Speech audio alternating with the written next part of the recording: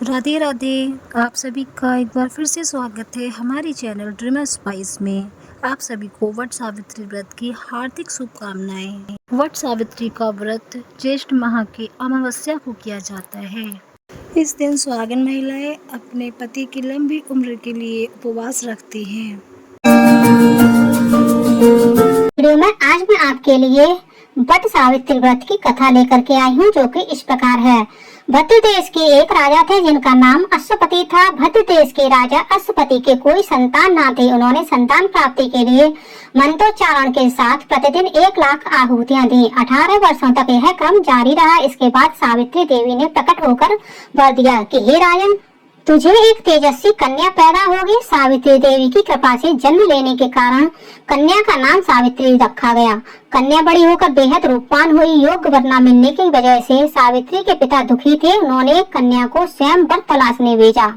सावित्री तपोवन में भटकने लगी। वहाँ सार्व देश के राजा धुतमसेन रहते थे, क्योंकि उनका राज्य किसी ने छीन लिया था। उनके पुत्र सत्यवान को देखकर सावित्री ने पति के रूप में उनका वर्णन किया। ऋषिराज नारद को जब यह बात पता चली तो वह राजा अश्वपति के पास पहुँचे और कहा कि हे राजन, यह क्या कर रहे हैं आप? सत्यवान गुणवान है, धर्मात्मा है और बलवान भी है, पर उसकी आयु बहुत छोटी है। वह अल्पायु है। 1 वर्ष के बाद उसकी मृत्यु हो जाएगी।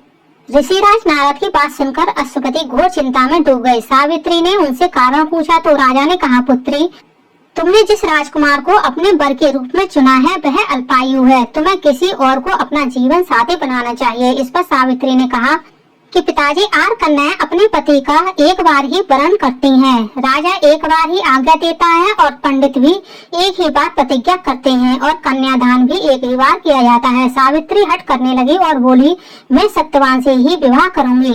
राजा अश्वपति ने सावित्री का विवाह सत्यवान से कर दिया। सावित्री अपने ससुराल पहुंचते ही सास ससुर की सेवा करने लगी। समय बीतता चला गया। नारद मुनि ने सावित्री को पहले ही सत्यवान की मृत्यु के दिन के बारे में बता दिया था। वह दिन जैसे जैसे करीब आने लगा, सावित्री अधीर होने लगी। उन्होंने 3 दिन पहले ही उपवास शुरू कर दिया।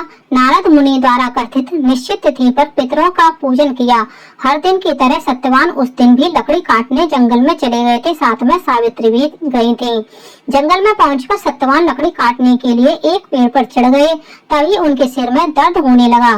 दर्द से व्याकुल सत्यवान पेड़ से नीचे उतर गए। सावित्री अपना भविष्य समझ गई। सत्यवान के सिर को गोद में रखकर सावित्री सत्यवान का सिर सहलाने लगी। तभी वहाँ यमराज आते दिखे। यमराज अपने साथ सत्यवान को लेकर जाने लगे। सावित्री भी उनके पीछे पीछे चल पड़ी।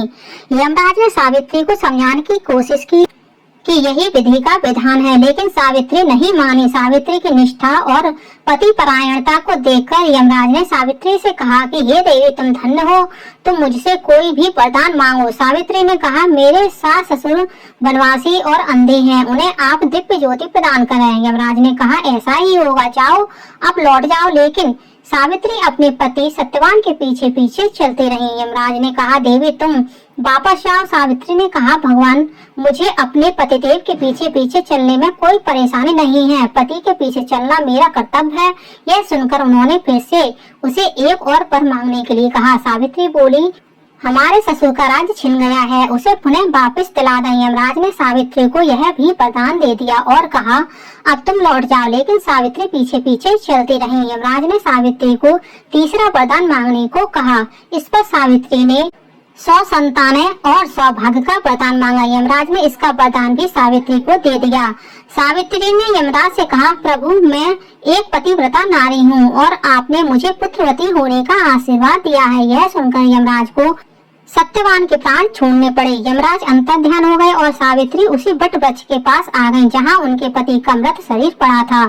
सत्यवान जीवंत हो गया और दोनों खुशी खुशी अपने राज्य की ओर चल पड़े। दोनों जब घर पहुँचे तो देखा कि माता पिता को दिव्य ज्योति प्राप्त हो गई है। इस प्रकार सावित्री सत्यवान चिरकाल तक राज सुख भोगते रहे।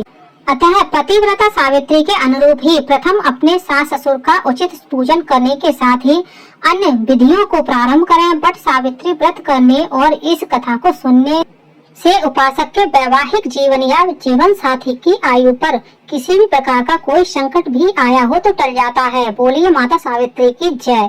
फ्रेंड्स, आप लोगों को मेरा यह वीडियो कैसा लगा कमेंट करके जरूर बताइएगा, और यदि आप मेरे चैनल पर पहली बार आए हैं तो प्लीज चैनल को सब्सक्राइब कर लीजिए, वीडियो को ज्यादा से ज्यादा लाइक कीजिए, शेयर कीजिए, साथ ही बेल आइकन को प्रेस कर दीजिए ताकि हमारी आने वाली सारी लेटेस्ट वीडियो की नोटिफिकेशन आप लोगों को टाइम से मिल सके। धन्यवाद फ्रेंड्स। ओम नमः शिवाय। जय मां गौरी। जय हो माता।